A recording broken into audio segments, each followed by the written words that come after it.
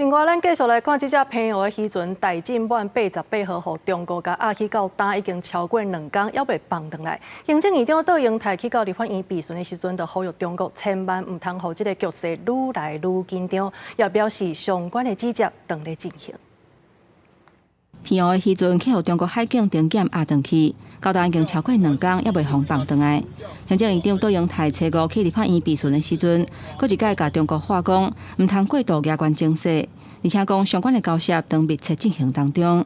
中方能够保障人身的安全，那么紧速的将人船能够安全的让它回来国内，那相关的交涉，部单位都已经在密切的进行当中，希望比较快的时间能够给家属一个安心的答案。台海紧张的气氛，号码永久办公室执行长萧玉银搁一届批评讲，是因为总统赖清德坚持新2国论，搁一届要求赖政府应该承认九二共识。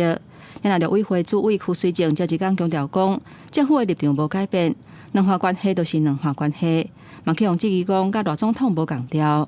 我们就是一中宪法嘛。邱垂正的这样的一个解读，我觉得是回到宪法的解读啊。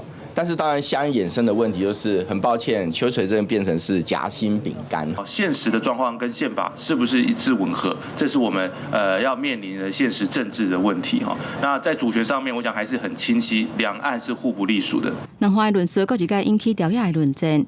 行政院长杜英台回应讲，中华民国台湾甲中华人民共和国互相无隶属，都是历史的现状。而且讲现此时并不是承认对方的条件，就会当化解威胁。呼吁民众应该团结，手骨是屈入无屈出。记者综合报道。